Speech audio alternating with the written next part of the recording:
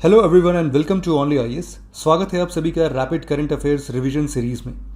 ये एक ऐसा इनिशिएटिव है जिसके अंदर हम लोग prelims oriented important current affairs को बहुत स्पीड में रिवाइज करेंगे। अगर आपको लगता है कि इस टॉपिक से कोई भी इंपॉर्टेंट करंट अफेयर्स का टॉपिक छूट गया है तो आप कमेंट सेक्शन में हमें ज़रूर से बताएं, जिससे कि बाकी स्टूडेंट भी उन टॉपिक्स को पढ़ के एग्जामिनेशन हॉल में बैठे। तो चलिए डिस्कशन स्टार्ट करते हैं। इंडिया का डिजिटल फाइनेंस इंफ्रास्ट्रक्चर, एक नया पेपर BIS ने लॉन्च किया था कि इंडिया का जो डिजिटल ट्रांसफॉर्मेशन हुआ है फाइनेंस में यानी इकोनॉमी में, उससे क्या दुनिया सीख सकती है। तो पेपर किसने रिलीज़ किया, ये इंपॉर्टेंट है, BIS, क्योंकि BIS एक बहुत इंपॉर्टेंट इंस्टीट्यूशन है बैंकिंग के एरियाज में। बैंक फॉर इंटरनेशनल सेटलमेंट कब शुरू हुआ? 1930s में। 60 सेंट्रल बैंक इसके मेंबर्स हैं, जिसमें इंडिया भी इसका नंबर है। BIS एक ज़रूरी काम करते हैं। आपको कुछ पता है क्या BIS का कुछ ऐसा नॉर्म है जो बैंक्स को फॉलो करना होता है? आपको पता होना चाहिए वो नॉर्म कौन सा है। तो पहले जानते हैं BIS है क्या। Bank for international settlement. इसका काम है कि दुनिया भर में अलग अलग बैंक्स हैं, अलग अलग इंस्टीट्यूशंस हैं, सबके अपने अपने कानून हैं। तो वहाँ एक तरह की इंटरऑपरेबिलिटी नहीं है, मतलब कुछ कोई और अपने नियम बनाता है, कोई और अपने नियम बनाता है। तो कोई अगर आप मान लीजिए आपको अगर आप ब्राज़ील के किसी बैंक में इन्वेस्ट करना है या ब्राज़ील के बैंक से लोन लेना है और आप इंडिया के इन्वेस्टर हैं, तो आपको पता नहीं है कि वहाँ के बैंकिंग सिस्टम में क्या सेटअप है, क्या कुछ नॉर्म्स फॉलो होते हैं या नहीं। इन्वेस्टर्स को, अगर आप इन्वेस्टर तो आपको प्रॉब्लम रहेगी। तो एक ये तरीका है जिसके थ्रू ये कोशिश करते हैं कैसे इंटरनेशनल कोऑपरेशन आ पाए, कैसे बैंक के बीच में थोड़ी सी वो बन पाए कि हाँ ये बैंक ऐसे प्रोसीजर को फॉलो करते हैं। तो ये इंटरनेशनल ग्रुप्स का एक ग्लोबल फाइनेंशियल स्टेबिलिटी लाने की कोशिश है। उसके तहत ये बार बार कुछ प्रोविजंस भी लाते हैं। मुझे बताइए BIS का कौन सा प्रोविजन होता है? वैसे अगर आपको याद भी हो तो जो कैपिटल एडवोकेसी रेशियो है उसकी बात होती है। RBI हालांकि उससे भी सख्त अपना रखती है, वो हम आगे देखेंगे। तो इनका ही रिपोर्ट और डिजिटल फाइनेंस इंफ्रास्ट्रक्चर में लेके क्या सीख सकते हैं इंडिया से। आगे इसके बाद एक पॉइंट आता है बैड बैंक के बारे में। बैड बैंक क्रिएट किया जाता है, ये कुछ बैंक्स के जो NPAs हो गए होते हैं वो ऐसे लोन्स हैं जिनको बैंक से ज़्यादा उम्मीदें नहीं है कि वो रिकवर कर पाएंगे। तो एक ऐसा बैंक सेटअप किया जाता है जो बाकी फाइनेंशियल इंस्टीट्यूशन के जो भी इलीक्वल होल्डिंग्स हैं, जो बैड लोन्स है, उसको अपने पास रख लेगी और फिर नॉन परफॉर्मिंग एसेट्स को बेच के या उनके एसेट को कहीं और ट्रांसफर करके या कुछ ऐसा रन करके बैलेंस शीट चेंज करके ताकि वो उनसे फिर रिकवरी ले सके। तो एक बैड बैंक की बात की गई है ताकि जो इंडिया के बैंक्स का जो NPAs है, जो राइट ऑफ हो चुका है, उसमें जो प्रॉब्लम्स है उसको सॉल्व करने के लिए किया गया है। इसी से मिलता जुलता एक कॉन्सेप्ट है प्रोविजनिंग नॉर्म्स का। हाल में RBI ने कहा कि प्रोविजनिंग नॉर्म्स में कुछ बदलाव वो करेगी। तो पहली बात, प्रोविजनिंग होती क्या है? तो देखिए, प्रोविजनिंग मतलब होता है जैसे कोई बैंक ने लोन दे रखा है कई जगहों पे, तो पता लगा कि भाई इनका इतना % जो है, लेट्स से इनके 1 करोड़ रुपए का जो लोन है वो NPA हो चुका है, या फिर लेट्स से वो किसी काम का नहीं है, रिटर्न आने वाला नहीं है। तो कहा जाता है इनको कि भाई आप इसका 100% पैसा साइड करो पहले, क्योंकि ये पैसा जहाँ आपने दिया वो कहीं से आया है, क्योंकि जो डिपॉजिटर है वो तो आपके पैसे वापस लेगा। आपने लोन दे दिया, वो पैसे तो वापस आने वाले नहीं है। तो गवर्नमेंट की कि भाई इतना पैसा आपको प्रोविजन में रखना पड़ेगा। तो कभी कभी जो बैंक NPA में चला जाता है, यानी खराब स्थिति में, हो सकता है वापस आए ना आए, तो RBI कहेगी भाई आपने 25% आप फंड प्रोविजनिंग में रखो। तो ये एग्जाम्पल दे रहा हूँ मैं। तो इसी तरह लोन को प्रोविजन करना पड़ता है ताकि अगर बैड एसेट्स है तो उनको कैसे बैलेंस किया जाए, ताकि बैंक रन ना हो, ऐसा ना हो कि बैंक फेल हो जाए। तो प्रोविजनिंग नॉर्म RBI बताता है एसेट के हिसाब से कैसा एसेट है, अगर वो NPA है या फिर SM1 है, SM2 है, उसके हिसाब से। तो हाल ही में नॉर्मल प्रोविजनिंग रेट ये होती है कि NPA का 15% होता है, और जो लोन सिक्योर्ड लोन्स हैं, मतलब जो पता है कि भाई रिटर्न्स आ जाएंगे, कोई इस एसेट्स हैं, जो अनसिक्योर्ड है वो 25% उसका आपको प्रोविजन में करना होता है। तो अब RBI ने कहा है कि प्रोविजनिंग तभी होगी जब लोन स्पेशल मेंशन अकाउंट 2 में हो, यानी SPA 2 में हो। तो अब NPA क्या होता है, SPA क्या होता है, ये आपको पता होना चाहिए पहले। SPA 0 पहले आता है, यानी तब जब आपका 30 दिन तक का ओवरड्यू नहीं है लेकिन अकाउंट में कुछ दिख रहा है स्ट्रेस कि भाई हो सकता है आगे प्रॉब्लम आए। SMA 1 होता है स्पेशल मेंशन अकाउंट, जब किसी अकाउंट का जो इंटरेस्ट है या प्रिंसिपल है वो 31 से 60 दिन तक का बाकी होता है। जब 60 से 90 दिन का होता है तब उसे कहते हैं SMA 2, और NPA होता है जब 90 दिन से ज़्यादा का इंटरेस्ट या पेमेंट रिक्वायरमेंट बाकी होती है। उसके बाद बात आती है सब स्टैंडर्ड एफर्ट्स की, जो 12 महीने तक का केस होता है। फिर डाउटफुल एसेट, जो 12 महीने से ज़्यादा सब स्टैंडर्ड कैटेगरी में रह गए उन्हें हम कहते हैं डाउटफुल एसेट्स। फिर आता है एक लॉस एसेट, जो बैंक को पता लगा कि भाई अभी ये वापस तो आने वाला नहीं है, टोटली बर्बाद हो चुका। तो इस तरह के एसेट्स जो बैंक्स के होते हैं उनको क्लासीफाई किया जाता है। तो उन्होंने कहा भाई NPA की बात नहीं हो रही थी, SMA 2 की बात हो रही थी। तो SMA 2 में जो है वहाँ पे आपको प्रोविजनिंग नॉर्म्स अपने फॉलो करने होंगे कि कहाँ पे एसेट कितना जा रहा है उस हिसाब से, राइट। ये RBI के प्रोविजनिंग नॉर्म्स है, राइट। उम्मीद आपको समझ आ गया होगा। अगला पॉइंट है NBFC और बैंक्स के बारे में। बैंक को कुछ नॉर्म्स फॉलो करने होते हैं, कुछ CRR फॉलो करना होता है। रिजर्व रेशियो में कैश रखना पड़ता है, SLR फॉलो करना पड़ता है। लेकिन NBFC ऐसे इंस्टीट्यूशंस हैं जो लोन्स तो दे सकते हैं, लेकिन उनको CRR SLR नहीं करना पड़ता, लेकिन वो डिमांड डिपॉजिट नहीं ले सकते। तो ये पेमेंट सेटअप में काम करते हैं, क्योंकि अलग अलग कुछ ऑर्गेनाइजेशन है, अलग अलग इंस्टीट्यूशंस हैं, उनको फंडिंग की रिक्वायरमेंट है। हर फंडिंग बैंक नहीं कर सकती, उनके लिए नॉन बैंकिंग फाइनेंशियल इंस्टीट्यूशंस हैं, जिनके मान लीजिए 10 साल तक के लिए, 15 साल तक के लोन है, 25 साल तक के लिए लोन देना है, कोई हाईवे बन रहा है, बड़ा इंफ्रास्ट्रक्चर प्रोजेक्ट्स है, तो उनके लिए NBFCs काम करते हैं। तो NBFCs के साथ फर्क है कि ये रिजर्व रेशियो नहीं लगते, ये ऑब्वियसली आपको डिपॉजिट नहीं लेते। तो ये RBI के अंतर्गत नॉर्मली पहले नहीं आया करते थे, बहुत पहले की बात है। तो अब NBFC क्योंकि पेमेंट सेटलमेंट का पार्ट नहीं होते, तो चेक्स भी अपने ऊपर नहीं ले सकते। डिफरेंस है NBFCs और बैंक में। तो बात ये चली है कि RBI ने कहा है कि अब वो एक स्पेशल लिक्विडिटी स्कीम लाएगी NBFCs के लिए। याद रखिए, मैंने पहले की बात कही NBFCs को, फिर अब इन्होंने RBI के अंदर आए, कुछ सेबी के अंदर भी आते थे, तो थोड़ा कंफ्यूजन हुआ करता था कुछ सालों पहले तक इनके मामले में। अभी जैसे RBI NBFCs के लिए एक नई स्कीम लाई है, जिसके तहत उनकी लिक्विडिटी पोजीशन सुधरेगी और जो रिस्क है इस सेक्टर में वो कम होगा। IL&FS के बारे में आपने सुना होगा, वो फेल हो गया, तो बहुत ही ज़्यादा इंडिया का NBFC सेक्टर पूरी तरह तबाह हो गया था। तो इसी के तहत इंडियन जो RBI है वो एक नया स्पेशल पर्पस व्हीकल लाई है, ताकि जो eligible non banking financial institutions हैं, जिन पे 30,000 करोड़ तक का डेट है, वो इस स्कीम का फ़ायदा उठा के अपने वर्तमान की जो लाइबिलिटीज़ है उनको पूरा कर सकते हैं। देखिए, होता ये है कि जैसे कोविड आ गया, तो कई सारे हाईवेज बने नहीं, कई सारे जो बड़े इंस्टीट्यूशंस हैं उनका काम नहीं हुआ, तो उन्होंने 1.5 साल से ज़्यादा टाइम तक उनका जो इंटरेस्ट है वो ठीक से पे नहीं हुआ होगा। तो अब क्योंकि बहुत सारा लोन अमाउंट है, कुछ इंटरेस्ट नहीं आ रहा, तो वो जो फाइनेंशियल इंस्टीट्यूशंस NBFC है वो दबाव में आ जाए कि भाई हमारे तो पैसे ही नहीं आ रहे, पैसे नहीं आ रहे। तो ऐसे स्टेटमेंट सुधरने के लिए अभी स्पेशल पर्पस व्हीकल RBI ला रही है, क्योंकि एक तो कोरोना का टाइम है और ऑलरेडी इकोनॉमी स्ट्रेस चल रही थी, इसीलिए। ठीक है, आगे बढ़ते हैं। अगली बात आती है, इसी में एक और टर्म आता है एसेट रिकंस्ट्रक्शन कंपनी यानी ARC का। भारत के जो बैंक हैं उनके बहुत सारे NPAs हो गए, जो एसेट्स हैं वो NPA बन चुके हैं। NPA क्या होता है? 90 दिन वाला केस मैंने आपको बताया था अभी थोड़ी देर पहले ही। NPA किसे कहते हैं, कैटेगराइजेशन आपको पता होनी चाहिए। तो जो NPA हो जाती है तो पब्लिक बैंक कहते हैं कि भाई अब इनको हम एसेट रिकंस्ट्रक्शन कंपनीज में भेज देंगे। ठीक है, यानी जो NPA सेल हो गए, जैसे आपने कुछ लोन लिया, 90 दिन तक आपका कोई इंटरेस्ट पेमेंट वगैरह आ नहीं रही, उनको लगा कि भाई ये तो NPA हो गया, तो वो उसको किसी और एसेट रिकंस्ट्रक्शन कंपनी को बेच देंगे। जो फिर जो फाइनेंशियल इंस्टीट्यूशन है, वो जो एसेट रिकंस्ट्रक्शन कंपनी है, वो फिर देखेगी किस तरह इसको हैंडल किया जा सकता है। तो उस पर कुछ मतलब जितने में आपने लोन दिया है बैंक उतने में नहीं बेचेगा, कुछ डिस्काउंट के साथ उनको बेच देगा कि जाओ भाई उसूलो, भाई जितना दे सकते हो दे दो, उसूल के हमें। तो ये ऐसा फाइनेंशियल इंस्टीट्यूशन होगा जो बैंक से डेटर को खरीदेगा और कोशिश करेगा कैसे उसको रिकवर कर सकते हैं, या तो कोर्ट केसेस में जाए या दोबारा से रन करे, क्या जो भी तरीके हो सकते हैं उसके तहत। तो एसेट रिकंस्ट्रक्शन कंपनी की बात इंडिया में पहले भी कई बार की गई है। जैसे नरसिम्हन कमेटी 1991 में थी, उन्होंने कहा था कि सेंट्रल एसेट रिकंस्ट्रक्शन फंड एक बनना चाहिए ताकि बैंक को अपनी बैलेंस शीट को क्लियर कर सके कि भाई जो परफॉर्मिंग एसेट नहीं है, अगर लग रहा है कि रिकवर नहीं होने वाला, बैंक के पास स्टाफ नहीं है, इतनी एक्सपर्टीज नहीं है, इतने लोग नहीं, तो वो किसी asset reconstruction company and ARC को अपने बैड लोन्स बेच देगी कि भाई आप जाओ रिकवर करो, सेल करो, जो कर सकते हो करो, हमें इतने पैसे लगभग दे दो, क्योंकि बाकी तो डूब ही रहे हैं। तो ये एक अच्छा तरीका है जो जापान ने भी किया था, कोरिया ने भी किया था, चाइना ने भी फॉलो किया था। 1992 में नरसिम्हन कमेटी 2 ने भी इसको रिकमेंड किया।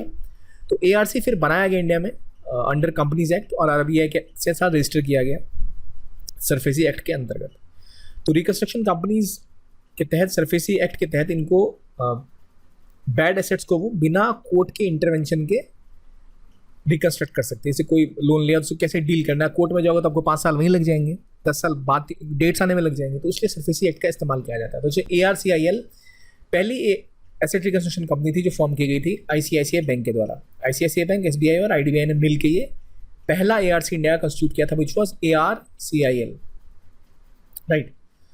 तो ये पहली एसेट रिकंस्ट्रक्शन कंपनी थी। तो ये ARC क्या करेगी, एक्विजिशन करेगी फाइनेंशियल एसेट का, टेक ओवर करेगी मैनेजमेंट का, बोरोइंग रेशियो को लेगी, कैसे कैसे हम सिक्योरिटी इंटरेस्ट लगा सकते हैं, कैसे कैसे सेटल कर सकते हैं बोरो को, उसको मैनेज करती है।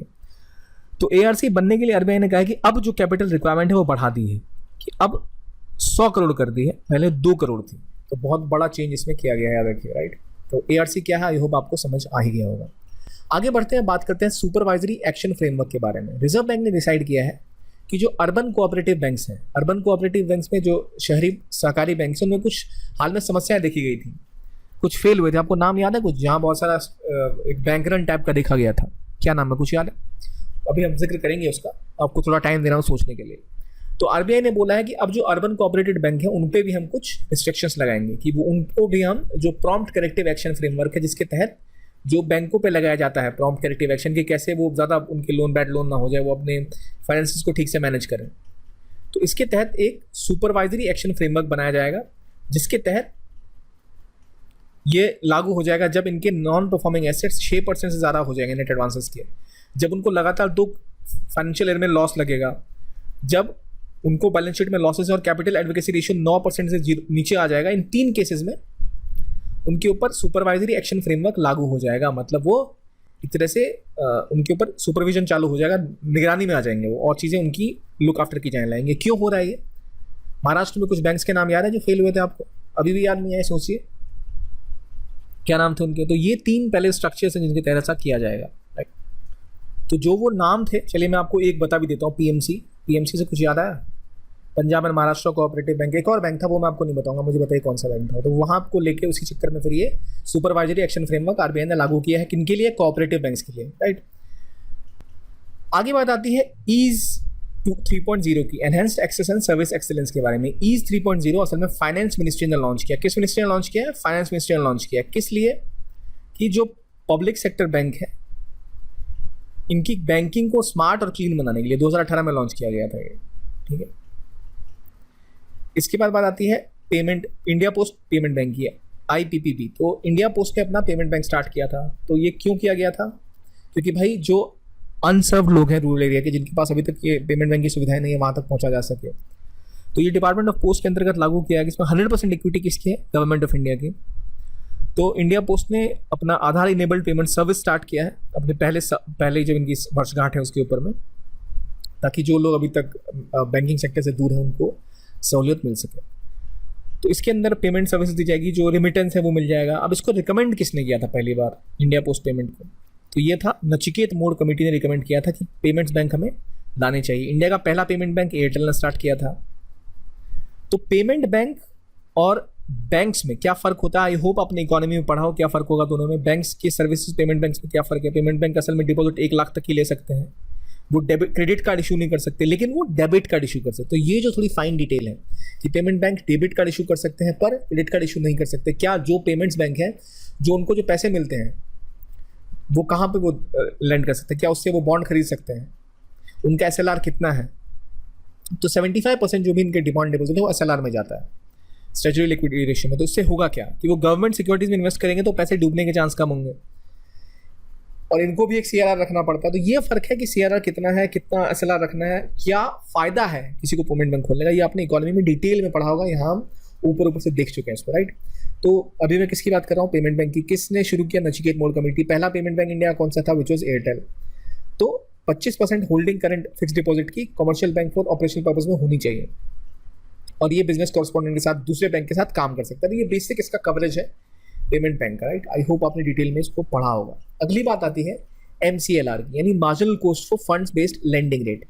MCLR असल में वो रेट होती है जिसमें बैंक आपको लोन देती है। नॉर्मली जो आरबीआई या ने ऑब्जर्व किया था कि जितने बैंक्स हैं इंडिया के, वो अलग अलग क्लाइंट्स को अलग अलग रेट्स देते हैं इंटरेस्ट के। बड़े क्लाइंट्स से ज़्यादा उधार लेते हैं तो उनको बहुत ही सस्ते में रेट दे देते हैं। तो फिर बोला कि ना भाई ऐसे नहीं चलेगा, एक मार्जिनल कॉस्ट होगी, इतना तो आपको इतने पे है आप दे सकते हैं, इससे नीचे नहीं गिर सकते, या इससे इस बैंड में आपको देना है। तो SBI ने, जो इंडिया का सबसे बड़ा लेंडर है, इसने बोला है कि ये अपने बेंचमार्क लेंडिंग रेट को इसने थोड़ा घटा के MCLR को 10 बेसिस पॉइंट से घटा दिया है कि मिनिमम इंटरेस्ट रेट जो देगा, जिससे कम में ये नहीं दे सकता है। तो ये बेंचमार्क बैंक के लिए रखा गया। तो MCLR के कुछ इंपॉर्टेंट कॉन्सेप्ट्स हैं। एक, negative carry on account, operating cost, tenure premier और मार्जिनल कॉस्ट ऑफ फंड। तो पहली बात आती है negative carry on account of CRR। इसका मतलब है ये वो कॉस्ट है जो बैंक को उठाना पड़ता है क्योंकि उनका कुछ रिजर्व RBI के साथ होता है। CRR का पैसा अगर बैंक में पड़ा रहेगा RBI में, तो वो उस पैसे से इंटरेस्ट नहीं कमा पाएंगे, वो कहीं और कैश होता तो उनको इंटरेस्ट मिलता। फिर एक आता है ऑपरेटिंग कॉस्ट। ये वो कॉस्ट है जो बैंक को लगता है कि वो काम करते हैं, एम्प्लॉयज़ की सैलरी है, रेंट है, बिजली है, पानी है। फिर एक टेन्योर प्रीमियम होता है, मतलब अगर लंबे समय का कोई लोन है तो उसमें ज़्यादा इंटरेस्ट मिलता है, छोटे समय तक उनको ज़्यादा इंटरेस्ट भी नहीं मिलेगा। और एक होता है मार्जिनल कॉस्ट ऑफ फंड, यानी ये वो कॉस्ट है कि जो टोटल उनको कॉस्ट लगता है किसी फंड पे बोरोइंग और रिटर्न करने में और नेटवर्क जितना उनको कॉस्ट लग जाता है, क्योंकि सीधा आप तक पहुंचाने में उनको कुछ खर्च जाता है। ये 4 प्रमुख इसके कॉम्पोनेंट होते हैं एमसीएलआर के। तो इसको लेकर, इन सबको लेकर मैनेज किया जाता है कितना उनका कॉस्ट होना चाहिए एमसीएलआर का, कि भाई अगर आप एमसीएलआर से कम बेच रहे हो मतलब बैंक को लॉस लग जाएगा। ऑपरेटिंग कॉस्ट है उसका, खुद का मार्जिनल कॉस्ट ऑफ फंड है, ठीक है, उसको फंड आप तक पहुंचाने में भी कुछ खर्च लग रहा है, ऑपरेटिंग कॉस्ट है, सब उसको सोचना पड़ता है। तो एसबीआई ने ये अपने जितने फ्लोटिंग अभी रिटेल लोन्स हैं सबको आरबीआई की रेपो रेट के साथ जोड़ दिया है। तो इसका फायदा ये होगा कि जैसे जैसे आरबीआई रेपो रेट घटाएगी उस हिसाब से एमसीएलआर घटेगा और आपको सीधा फायदा होगा। तो आरबीआई ने ऐसा बोला था कि आपको जो भी बेंचमार्क है वो आपको, जो भी हम रेपो रेट घटा रहे हैं या बढ़ा रहे हैं तो उसका आप सीधा उसको ट्रांसफर कस्टमर्स तक करो ताकि फायदा उनको हो सके, ये कोशिश की गई थी। तो रेपो रेट में जब भी चेंज आएगा तो ऑटोमेटिकली उनकी इंटरेस्ट रेट नीचे आ जाएगी, ठीक। तो ये पॉइंट याद है कि एमसीएलआर बेस्ड रेट क्या होती है, रेपो बेस्ड क्या होती है। एमसीएलआर बेस्ड क्या होता है कि जो बैंक की कॉस्ट है उसके हिसाब से होती है, रेपो रेट आरबीआई के लेंडिंग रेट के हिसाब से होती है। एमसीएलआर के हिसाब से जब होता है तो बैंक का जो रेट कट होता है वो कस्टमर तक नहीं पहुंचता है, जब रेपो लिंक होता है तो कस्टमर तक पहुंचता है। एमसीएल में वॉलेटिलिटी कम रहती है क्योंकि बैंक ने एक बार सेट कर दिया भाई इतना खर्चा हमें लग रहा है, इस पर 2% आपको एक्स्ट्रा देना है, तो ये आपका रेट हो गया। लेकिन रेपो रेट के हिसाब से आरबीआई की पॉलिसी घटी बढ़ी तो आपका भी लोन का परसेंटेज इंटरेस्ट रेट घटता बढ़ता रहेगा, तो ज़्यादा वॉलेटिलिटी रहती है। तो एसबीआई ने क्या किया है, एमसीएलआर से हटा के उसको रेपो रेट में लिंक करने की बात की है, राइट, ताकि जो मॉनेटरी पॉलिसी चेंज हो उसका सीधा फायदा आम जनता तक पहुंच सके। इसके बाद बात आती है एक liquidity management framework for NBFCs की। हमने अभी एनबीएफसीज के बारे में बात किया, तो आरबीआई ने बोला कि जो एनबीएफसी है उनमें कैश की बहुत कमी हो चुकी है, लिक्विडिटी क्रंच आ चुका है, क्योंकि एक तो उनको इंटरेस्ट नहीं मिल रहा और एक तो उनको पहले डर लग रहा है कि भाई कुछ बड़े बड़े एनबीएफसीज फेल हो चुके हैं, गवर्नमेंट के मैकेनिज्म स्ट्रांग हो गए हैं। तो अब एक नया लिक्विडिटी मैनेजमेंट फ्रेमवर्क आरबीआई ने लॉन्च किया है एनबीएफसीज के लिए।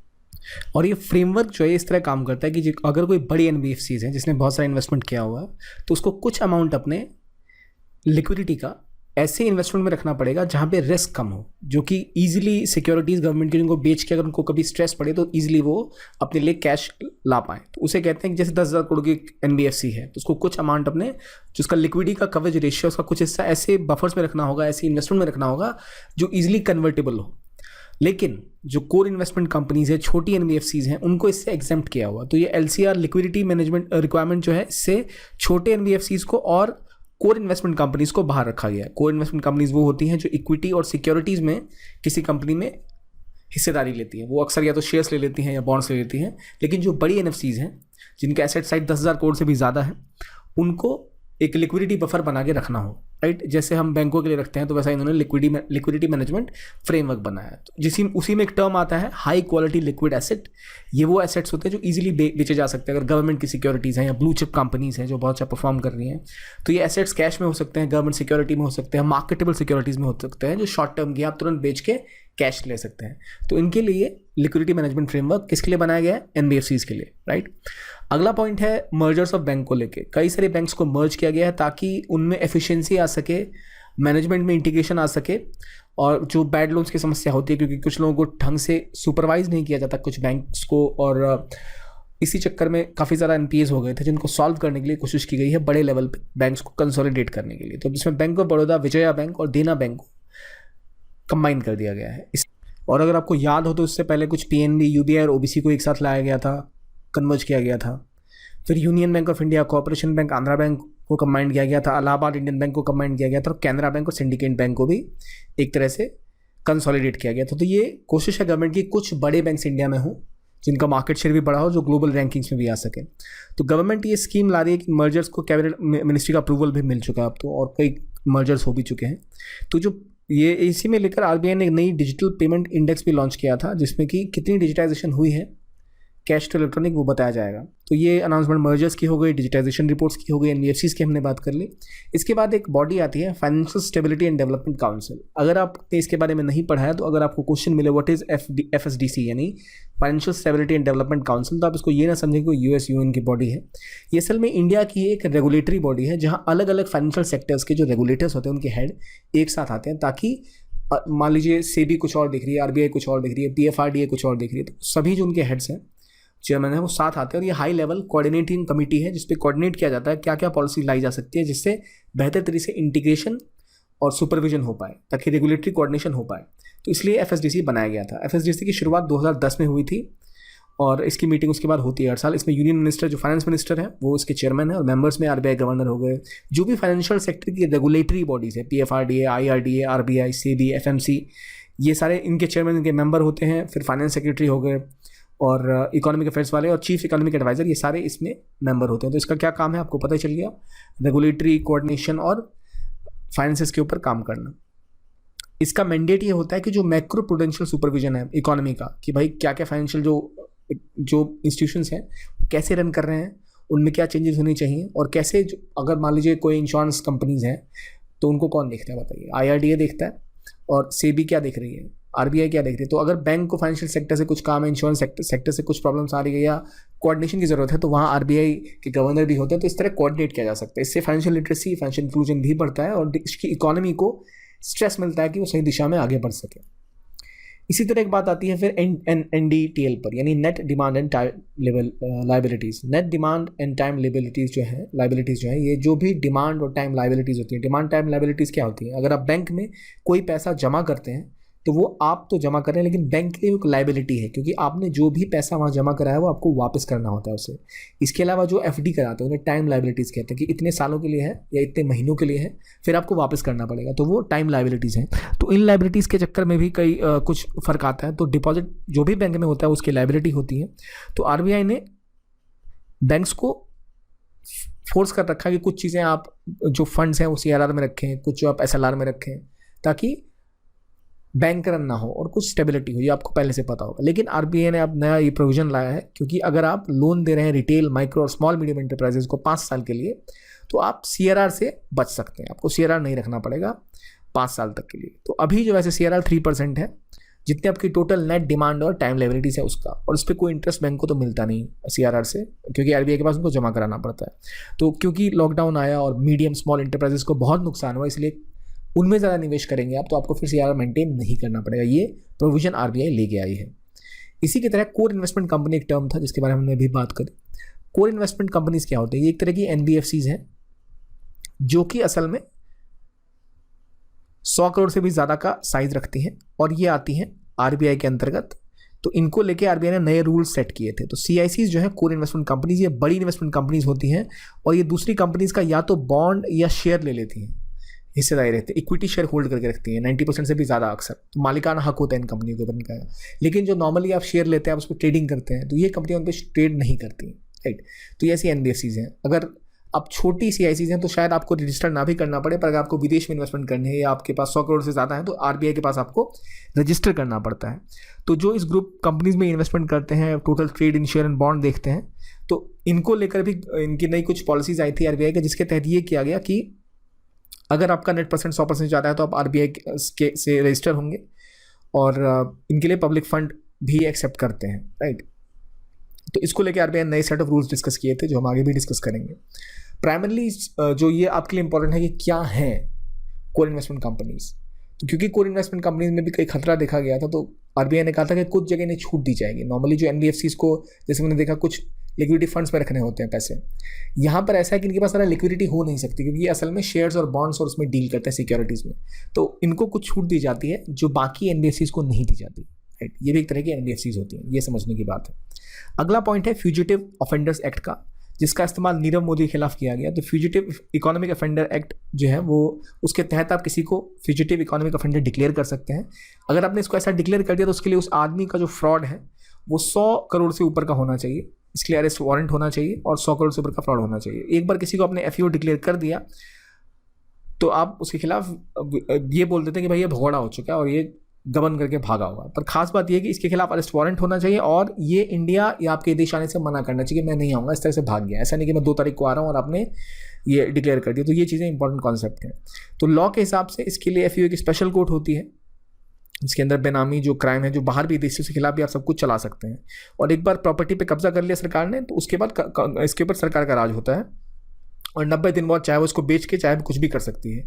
90 दिन के अंदर तक ही वो फ्यूजिटिव अगर वापस आके अपील करता है तो उसको सुनाया जाता है, वरना वो प्रॉपर्टी परमानेंटली सेंट्रल गवर्नमेंट के पास चली जाती है। इसी तरह एक और चीज़ जो न्यूज़ में रही वो है partial credit guarantee scheme. Partial credit guarantee scheme मतलब जैसे नाम से ही पता है कि जो क्रेडिट गारंटी मिल रही है, क्रेडिट गारंटी कौन किसको दे रहा है। एनबीएफसीज जो हैं नॉन बैंकिंग फाइनेंशियल इंस्टीट्यूशंस और जो हाउसिंग फाइनेंसिंग कंपनीज है HFCs, उनको public sector bank partial credit guarantee दे रहे हैं।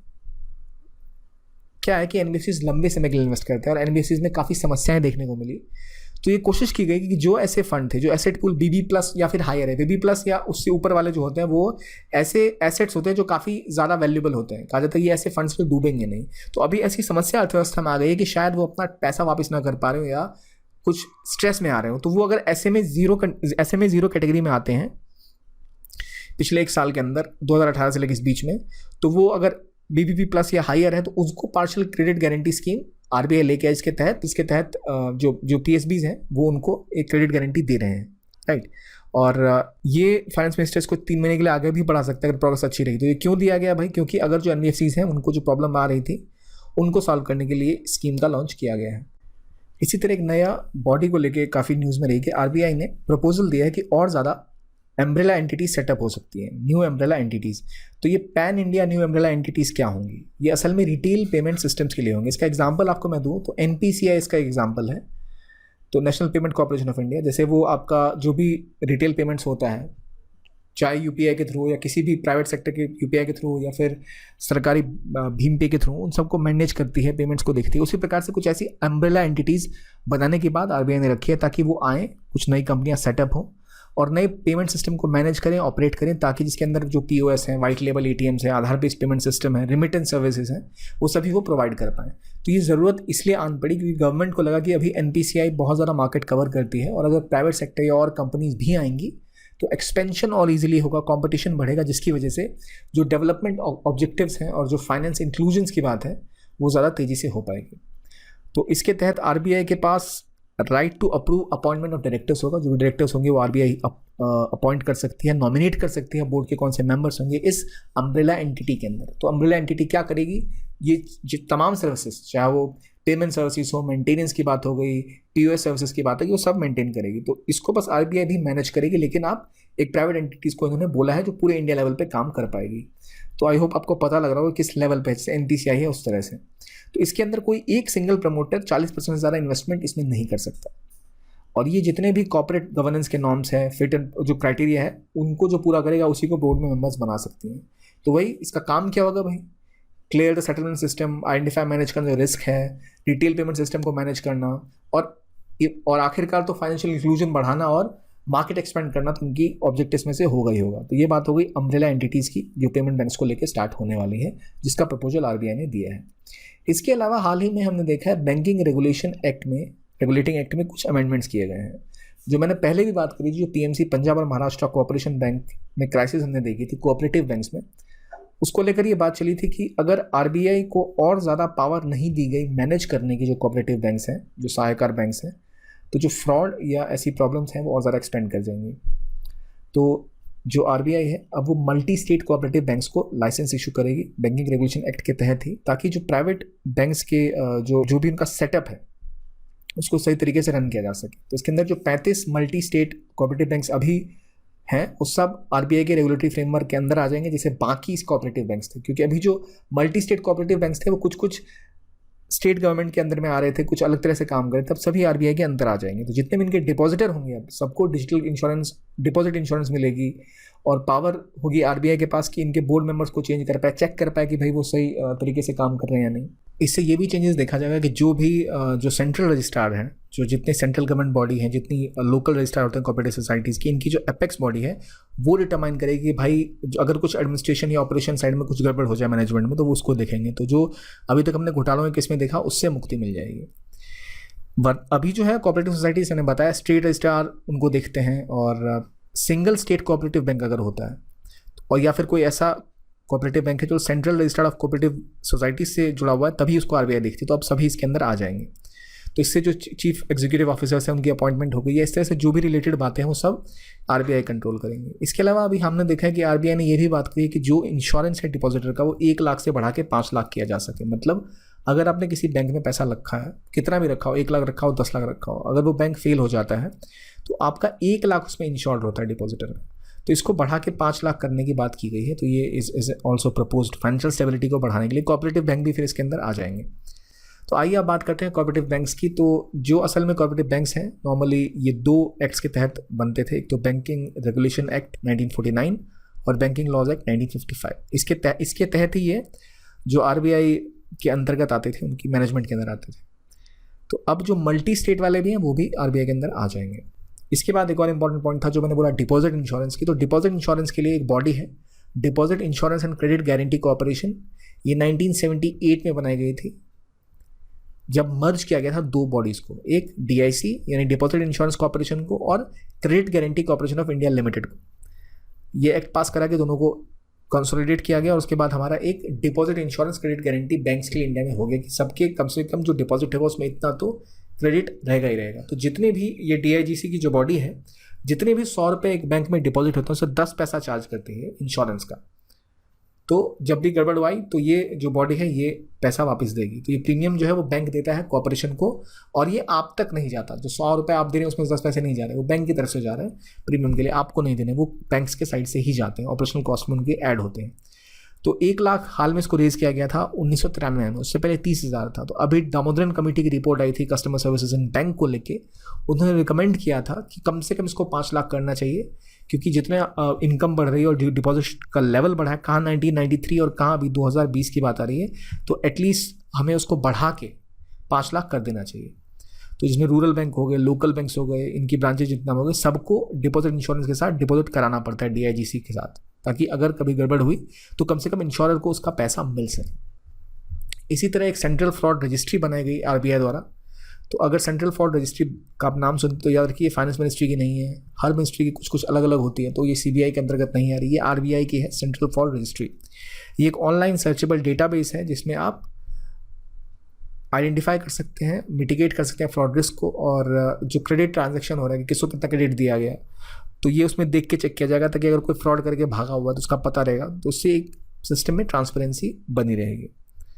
पेमेंट गेटवेज और पेमेंट एग्रीगेटर्स के बारे में देखिए, एक होता है पेमेंट गेटवे। अगर आप कभी अपने कॉलेज, यूनिवर्सिटी या कहीं भी फीस देते हैं या किसी वेबसाइट पे पेमेंट करते हैं तो आपको कभी रेजर पे जैसा कुछ दिखता होगा, एक वेबसाइट जहाँ के थ्रू आपकी पेमेंट हो रही है, या फिर आप पेटीएम का इस्तेमाल करते हैं पेमेंट करने के लिए, तो वो होता है एक पेमेंट गेटवे जिसके थ्रू पेमेंट होती है। और एक फिर आता है पेमेंट एग्रीगेटर। ये एग्रीगेटर सर्विसेज वो होती हैं जहाँ जहाँ से पेमेंट आ रही है उसको एकत्रित करके और जिस कंपनी को आपने पेमेंट किया वहाँ देगा। कुछ लोग यूपीआई का यूज़ करेंगे, कुछ अलग अलग पेमेंट सिस्टम का यूज़ करेंगे। तो एग्रीगेटर उनको साथ लेके जो पेमेंट सर्विस प्रोवाइडर है उसको प्रोवाइड करता है। तो अभी तक आरबीआई इसको लेके थोड़ी ढीली थी। अब आरबीआई ने कुछ नए सेटअप्स लाए हैं, कुछ नए प्रोसीजर्स लाए हैं जिसके तहत उनको भी रेगुलेट किया जाएगा। और कुछ कंपनीज जैसे फ्लिपकार्ट, अमेजोन का खुद का भी पेमेंट सेटअप है।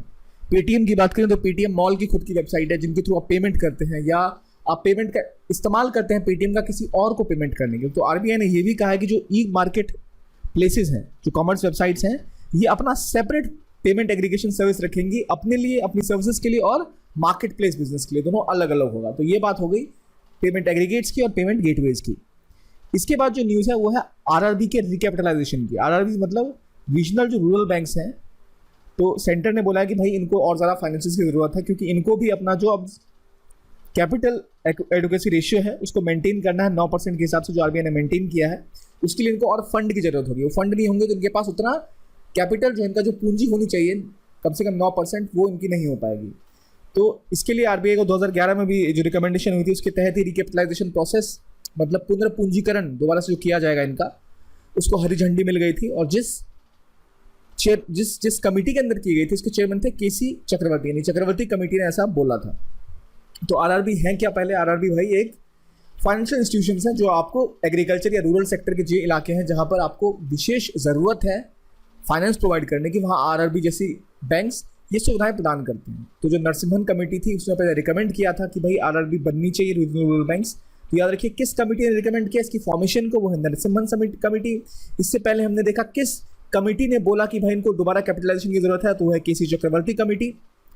और जो पहला इंडिया का रीजनल बैंक था वो था प्रथम ग्रामीण बैंक, जो 1975 में सेटअप किया गया। कब? जबकि नरसिम्हन कमेटी ने बोला कि हाँ ऐसा करना चाहिए। तो इसमें जो इक्विटी होती है वो कुछ हद तक स्टेट गवर्नमेंट की होती है और फिर सेंट्रल गवर्नमेंट की हिस्सेदारी होती है इन बैंक्स में। तो इनको लेके कुछ चेंजेस भी किए गए कि जो इनका वर्किंग स्ट्रक्चर है, जो एडमिनिस्ट्रेशन सेटअप है, वो भी बदला थोड़ा बहुत गया है। लेकिन इनकी जो प्रमुख ओरिएंटेशन रही है, जो इनका ऑब्जेक्टिव है, जो उद्देश्य है, वो ऑलमोस्ट सिमिलर रहे हैं कि जो छोटे और मझोले किसान हैं उनको सेवाएं प्रदान करना, उनको लोन्स प्रोवाइड करना है, लेबरर्स हैं, आर्टिसन है, जहाँ तक बैंक की पहुंच नहीं थी। अब तो बैंक फिर भी ज़्यादा स्प्रेड आउट हो चुके हैं कई जगहों पर। एक समय तक बैंक वहाँ नहीं पहुँच सकते, तो वहाँ ये सर्विसेज प्रोवाइड करते थे। जो अर्बन एरियाज़ हैं वहाँ से रूरल डिपॉजिट जो मूव करना है उसके लिए, रूरल एम्प्लॉयमेंट बढ़ाने के लिए। और मेन मुद्दा ये कि अपनी जितनी इनकी स्पेंडिंग होती है उसका 75% ये प्रायोरिटी सेक्टर में करते हैं, यानी आपके MSMEs हो गए, एग्रीकल्चर एरियाज हो गए, तो एक बड़ा हिस्सा इनका प्रायोरिटी सेक्टर लेंडिंग में जाता है। मेरा आपसे सवाल है, जो इंडिया के कॉमर्शियल बैंक्स है PSBs, उनका कितना % अमाउंट वो प्रायोरिटी सेक्टर लेंडिंग में खर्च करते हैं? तो जो ये रिकैपिटलाइजेशन हो रहा है RRBs का, इसके तहत सेंटर ने लगभग 1340 करोड़ रुपए का प्लान बनाया था, ताकि उनका जो capital to risk weighted asset ratio है, जो रिस्क जो भी कैपिटल में है उसका टोटल इनके पास कम से कम 9% तो होना ही चाहिए। आप मुझे बताइए 9.59% का सिस्टम है। ये RBI ने जो बैंक है इंडिया के PSBs, उनका कितना रखा हुआ, उनका क्या रेशियो है CAR का? और जो ये सेंट्रल स्कीम है इसके तहत जो है 50% पार्टनर्स पे करेंगे, 50% सेंटर पे करेंगे। ये कोशिश है रिकैपिटलाइज करने की। क्यों आवश्यकता है? ताकि जो एडिकेसी रेशियो है वो बना रहे, ताकि उन बैंक की जो क्रेडिट रेटिंग्स हैं, जो उनका हेल्थ है वो सही रहे और लोगों का विश्वास भी उनमें बना रहे। तो इसके तहत यही बात है कि 9% की मिनिमम जो प्रीमियम रेगुलेटरी चाहिए उनको वो मिलेगा। और जैसे मैंने आपको बताया, इनका 75% ये माइक्रो लैंड सेक्टर्स में या प्रायोरिटी सेक्टर एरियाज में करते हैं। अब बैंकिंग सेक्टर हर तरफ से बुरी तरह प्रभावित हो रखा है अभी, तो इसी तरह अर्बन कोऑपरेटिव्स को भी समस्याएं आती हैं। तो अब जैसे हमने पहले भी डिस्कस किया था कि RBI ने बोला है कि कुछ कोऑपरेटिव्स को अब प्रॉम्प्ट करेक्टिव एक्शन के थ्रू गुजरना पड़ेगा, यानी उनको भाई आपने क्या क्या गड़बड़ करी है, अगर आप ठीक से मैनेज नहीं कर पा रहे तो उनको एक प्लान बनाया गया, इसके तहत उनको फॉलो करना पड़ेगा। तो मैंने पहले भी मेंशन किया था कि प्रॉम्प्ट करेक्टिव एक्शन RBI किसके ऊपर लेने वाली है, जिसके लिए उन्होंने एक नया सुपरवाइजरी एक्शन फ्रेमवर्क बनाया है। तो किसके लिए बनाया? तो वो बनाया है अर्बन कोऑपरेटिव्स बैंक्स के लिए। और जो प्रॉम्प्ट करेक्टिव एक्शन है नॉर्मली वो कमर्शियल बैंक्स के लिए होता था, क्या क्या स्टेप्स लेने पड़ेंगे ताकि उनकी फाइनेंशियल हेल्थ ठीक हो, उनकी जो बुक्स हैं वो मेंटेन हो जाए। तो अब ये कोऑपरेटिव बैंक्स के लिए भी इस्तेमाल होगा, अर्बन कोऑपरेटिव बैंक्स के लिए। तो 3 केसेस में ऐसा होगा, जब एक इनकी non performing assets total 6% advance को ज़्यादा हो जाए, लगातार 2 वित्तीय सालों में इनको घाटा हो, और जो कैपिटल एडवोकेसी रेशियो है वो 9% से नीचे चला जाए। इन 3 केसेस में प्रॉम्प्ट करेक्टिव एक्शन लागू हो जाएगा। तो ये जो फ्रेमवर्क है ये RBI ने बनाया है, जिसके तहत अगर इनको लगा कि बैंक में कुछ समस्या आ रही है, तो चाहे वो एसेट क्वालिटी को चेक करना हो, या फिर मैनेजमेंट बोर्ड को बदलना हो, या फिर जो भी चेंजेस लाने हो, वो RBI ला सकती है, ताकि जो नॉन परफॉर्मिंग एसेट की समस्याएं इंडियन बैंकिंग सेक्टर में बनी हुई हैं उनको सॉल्व किया जाए। तो याद रखिए, क्योंकि थोड़ा सा कॉम्प्लेक्स टॉपिक है, मैं रिकमेंड करूंगा कि आप एक छोटा सा ट्रेवल अपने हिसाब से ड्रॉ करें, जहां आप देखेंगे अच्छा PSB में क्या क्या प्रॉब्लम्स चल रही है, वहाँ कौन कौन सी स्कीम्स हैं, फिर रीजनल रूरल बैंक्स में क्या क्या स्कीम्स आई हैं, किस कमेटी ने क्या बोला है, और NPA घटाने के लिए PSB में क्या स्कीम्स हैं, और जो कोऑपरेटिव बैंक्स हैं वहाँ पर क्या चेंजेस आए हैं, वहाँ पर क्या बात चल रही है, क्या कमिटीज़ की रिकमेंडेशंस हैं। अब जो फ्रेमवर्क बनाया गया है, इसके अंदर बैंक का capital to risk weighted ratio जो है उसको मेंटेन किया जाएगा, नेट नॉन परफॉर्मिंग एसेट्स को जांचा जाएगा, और कितना रिटर्न आ रहा है, लेवरेज रेशियो क्या है, इसको मेंटेन किया जाएगा, ताकि ठीक से उस बैंक की क्रिया प्रणाली और आगे वो बैंक कैसे काम करेगा इसके ऊपर एक प्रॉपर प्लानिंग के थ्रू एक्शन लिया जा सके। राइट। अब जैसे हमने बात करी RRBs की, यूनियन कोऑपरेटिव बैंक्स की, उसी प्रकार से अब इंटीग्रेटेड मार्केट सर्वेलेंस सिस्टम्स की भी बात आई है कि RBI ने बोला है कि अब ये नया इंटीग्रेटेड मार्केट सर्वेलेंस सिस्टम लाएगा, जिसके तहत जो टाटा कंसल्टेंसी सर्विसेज है TCS, और इसके अलावा 2 अलग अलग वेंडर्स को शॉर्टलिस्ट किया गया है कि वो देखेंगे कि भाई मार्केट कैसे ऑपरेट कर रहा है। तो ये बेसिक सी बात थी। कौन लाया है मार्केट सर्वेलेंस सिस्टम, ये आपको पता होना चाहिए। RBI ला रही है, ताकि वो देखेगी कि मार्केट में जो रिपोर्ट्स हैं, जो डेटा है, जो कंप्लायंस है, वो ठीक से हो पा नहीं रहा, कि मॉनिटरिंग हो रही है नहीं, ये कॉन्सेप्ट लाएगा RBI। अगली बात आती है वर्चुअल करेंसीज की। हमने हाल ही में देखा क्रिप्टो करेंसीज और इस तरह की कई सारी वर्चुअल करेंसीज मार्केट में आई हैं, काफ़ी न्यूज़ में रही, बिटकॉइंस या डोज कॉइंस। तो इसी नियम के हिसाब से RBI ने एक बैन लगाया था कि भाई क्रिप्टो करेंसी से बैन लगा दो, लेकिन RBI ने उस बैन को साइड कर दिया। तो कहा कि आप ऐसा नहीं कर सकते, कुछ इलीगल नहीं है। तो 2018 में बैंक ने RBI ने बैन लगा दिया था बैंकों के ऊपर कि आप वर्चुअल करेंसी से डील नहीं करेंगे, क्योंकि वो फिएट करेंसी नहीं है। फिएट करेंसी वो करेंसी होती है जिस पर, जैसे आप जो करेंसी देख रहे हैं उस पर कोई गवर्नमेंट या कोई बॉडी कहती है कि हाँ हम इसकी गारंटी लेते हैं कि इस पर आपको पैसे मिलेंगे, या ये जो आप पे कर रहे हैं ये एक लीगल करेंसी है। तो जो फिएट करेंसी नहीं होती है, क्योंकि वो उन्हें कहते हैं क्रिप्टो करेंसीज, क्योंकि वो माइनिंग के थ्रू काम करती हैं, और उनके ऊपर बैन लगाया गया था, पर सुप्रीम कोर्ट ने बैन हटा दिया। तो आरबीआई की दलील ये थी कि अगर ये सब चीज़ें काम करेंगी तो उनसे निवेशकों को बहुत नुकसान हो सकता है, रिटेलर्स को छोटे मोटे। तो पहली बात आती है कि भाई वर्चुअल करेंसी है क्या। तो सबसे बड़ी प्रॉब्लम यह है कि वर्चुअल करेंसी को लेकर अभी तक कोई ऐसा डेफिनेशन नहीं है। कुछ कहते हैं भाई एक्सचेंज ऑफ वैल्यू जहाँ हो सके, जो आप एक्सचेंज कर सकें वो होती है। कुछ वर्चुअल करेंसी ऐसी होती हैं जो ब्लॉकचेन पे काम करती हैं, यानी वो अलग अलग लेजर्स में फंडिंग में जगह अलग अलग लेजर्स होते हैं। पहले पता होना चाहिए आपको ब्लॉकचेन है क्या, जो पहले मैं आपको कई बार एक्सप्लेन कर चुका हूँ।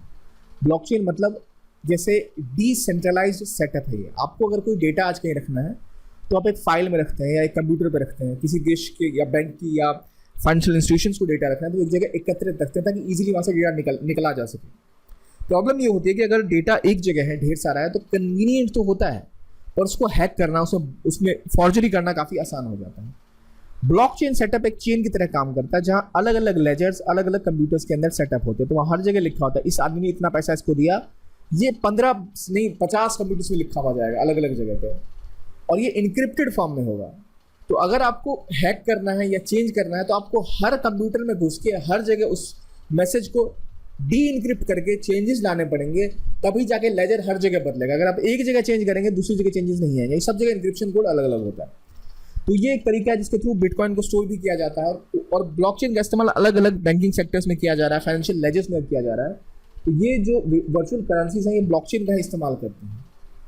तो इससे पहले जो क्रिप्टो करेंसीज होती हैं जो इनक्रिप्टेड होती हैं, इससे पहले भी कुछ और वर्चुअल करेंसीज हुआ करती थी कि भाई आपने कोई गेम कॉइन्स हो गए, कुछ इस तरह कॉइन्स हुआ करते थे, लेकिन वो पहले की बात है। अब हम नेक्स्ट लेवल पे आ रहे हैं, तो जहाँ पेमेंट्स भी आप बिटकॉइन्स के थ्रू कर सकते हैं, कई कंपनियों ने स्टार्ट किया है। तो वर्चुअल करेंसी के अंदर जितने भी तरह की आपकी नॉन फिएट करेंसी है, वो कुछ भी हो सकती है, वो सभी वर्चुअल के अंदर आती हैं।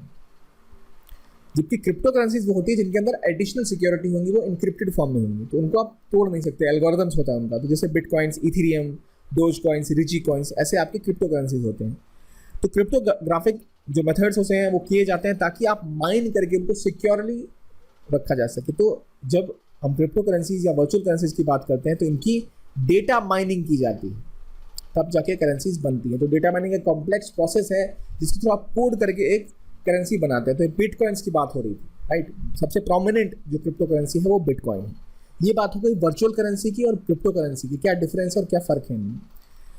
तो इसी में अगर क्रिप्टो करेंसी जो ऑपरेशन अभी कर रही है वो ब्लॉकचेन पे कर रही है, लेजर टेक्नोलॉजी पे कर रही हैं, और जो दुनिया भर की बैंक्स हैं, फाइनेंशियल इंस्टीट्यूशंस हैं, इवन गवर्नमेंट बॉडीज़ हैं, वो ब्लॉकचेन का इस्तेमाल तो अब करना चाहती है decentralised, safe, secure data operate करने के लिए। लेकिन उनका दिक्कत ये है कि आप क्रिप्टो करेंसीज में डील करोगे तो सरकार को पता नहीं है, बैंक को, आरबीआई को पता नहीं है कि आपने कितना पैसा किसको कहाँ पे किया है। तो जो इलिसिट बिजनेस है, टेररिज्म हो गया, ड्रग्स हो गया, उनमें लोग इस क्रिप्टो करेंसीज के थ्रू पेमेंट कर सकते हैं इजीली, और सरकार को पता भी नहीं, आप टैक्स भी नहीं दोगे, क्योंकि जो रुपए है वो तो फिर भी गवर्नमेंट देख रही है कौन कहाँ खर्च कर रहा है। अगर क्रिप्टो करेंसीज पे आप करेंगे तो गवर्नमेंट के पास भी कंट्रोल चला जाएगा। तो एक डिसेंट्रलाइज सिस्टम था, इसलिए सुप्रीम कोर्ट ने, आरबीआई ने इसके ऊपर बैन लगाया। लेकिन सुप्रीम कोर्ट ने कहा कि भाई ये बहुत आर्बिट्री है, आपको पहले बताना पड़ेगा, एक लॉ बनाना पड़ेगा कि क्यों और किस वजह से आप किसको बैन कर रहे हैं, क्योंकि कई लोगों ने पैसे ऑलरेडी इन्वेस्ट कर रखे थे क्रिप्टो करेंसीज में। अभी तो ऑल आप कई सारे ऐप्स देखे होंगे जो आ गए हैं जहां आप वर्चुअल या क्रिप्टो करेंसीज में पैसे इन्वेस्ट कर सकते हैं।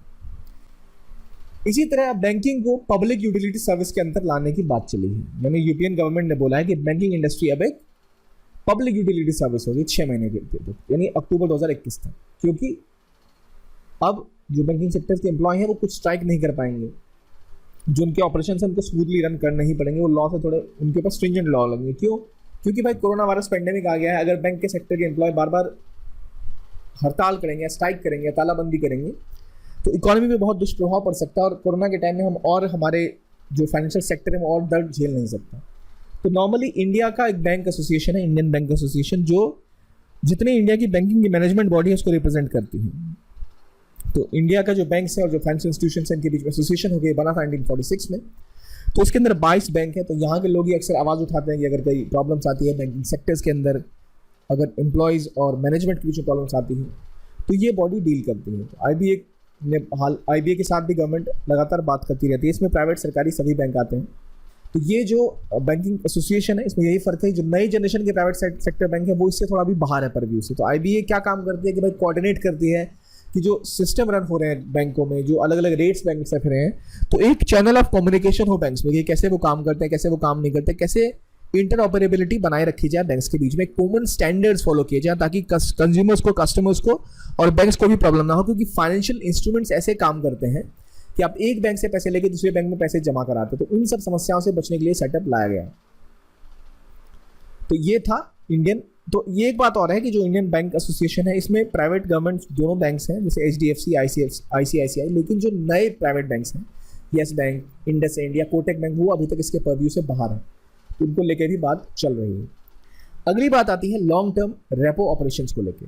हाल ही में आरबीआई ने नया एक लिक्विडिटी फैसिलिटी दी है जिसके तहत मार्केट में लिक्विडिटी बढ़े, क्योंकि गवर्नमेंट चाहती है कि लोगों के हाथ में पैसा आए और वो इन्वेस्ट करें, क्योंकि इकोनॉमी काफ़ी बुरी तरह फंस चुकी है इस कोरोना के टाइम में।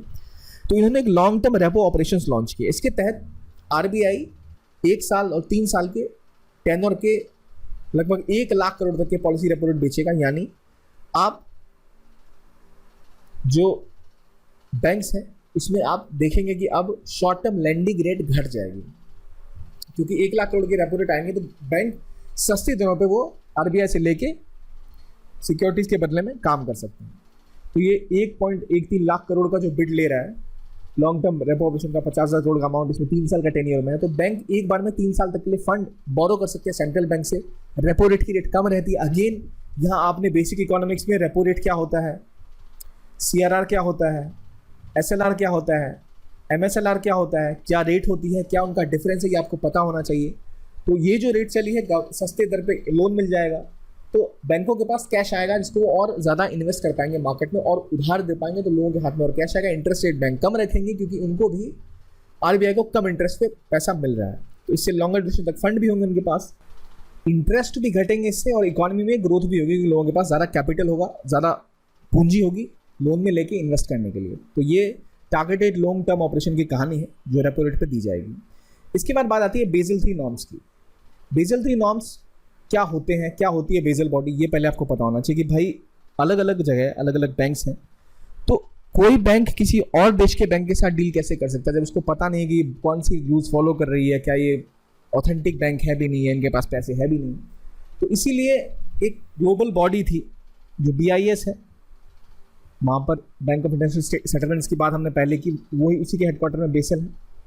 तो ये क्या करती है भाई, ये बताती है कि भाई हमें किस तरह सेटअप करना है, किस तरह हमें कितना कैपिटल रखना है, रिस्क अगर फाइनेंशियल स्ट्रेस आ जाए तो कितना बैंकों के पास पैसा कम से कम होना चाहिए, उसकी बात करती है।